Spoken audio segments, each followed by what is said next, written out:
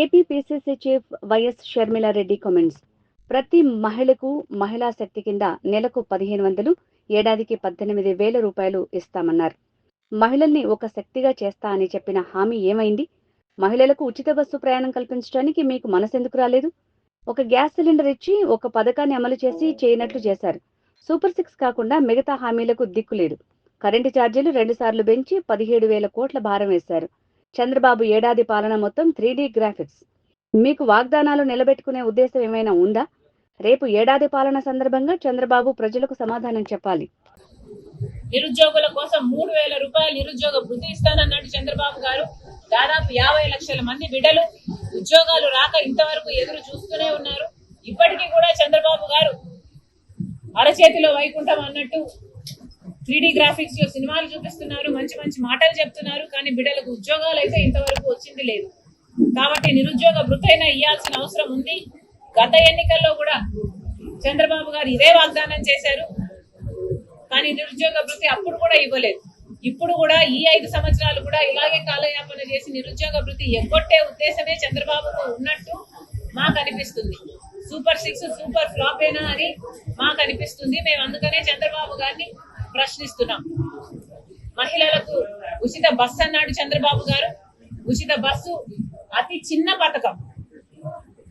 చిన్న పథకం కానీ 30 లక్షల మంది మహిళలు ప్రతిరోజు బస్సులలో ప్రయాణిస్తున్నారు. వాళ్ళందరూ ఎదురు చూస్తున్నారు.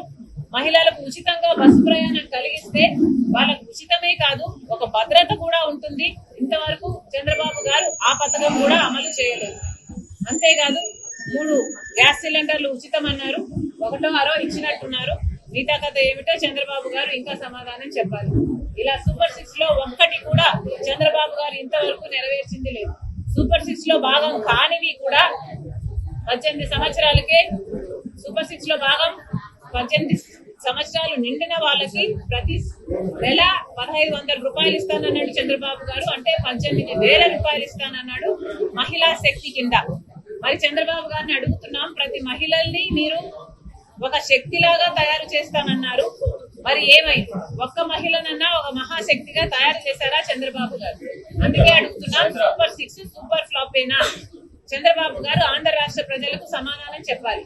ఈ సూపర్ 6 ఇంకెప్పుడు అమలైతాయి? చంద్రబాబు గారు సమాధానం చెప్పాలి. ఇవే కాదు, 50 ఏళ్లకే ఎస్సీ ఎస్టీ బీసీ మైనారిటీ మహిళలకు 50 ఏళ్లకే పెన్షన్ ఇస్తానన్నాడు చంద్రబాబు గారు. వాటి గురించి మాట్లాడటం లేదు.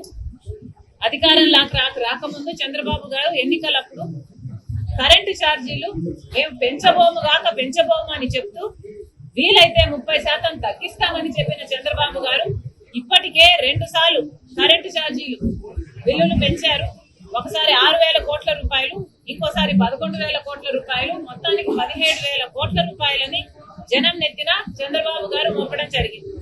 అంతకుముందు జగన్మోహన్ రెడ్డి గారు 32,000 కోట్ల రూపాయలు 5 సంవత్సరాలలో కరెంటు బిల్లుల మీద అదనంగా ఛార్జీల కింద వసూలు చేస్తే చంద్రబాబు గారు ఒక్క సంవత్సరంలోనే 17,000 కోట్ల రూపాయలు జనాల నెత్తిన మోపడం జరిగింది. మరి ఇది భావ్యమేనా అని అడుగుతున్నాం చంద్రబాబు గారికి. ఒకసారి ఆలోచన చేసుకోవాలి, పరిశీలన చేసుకోవాలి. ప్రజలు ఎదురు చూస్తున్నారు. సూపర్ 6 సూపర్ ఫ్లాపేనా అని ప్రతిపక్షాలు అడుగుతున్నాయి. చంద్రబాబు గారు సమాధానం చెప్పాల్సిన అవసరం ఉంది.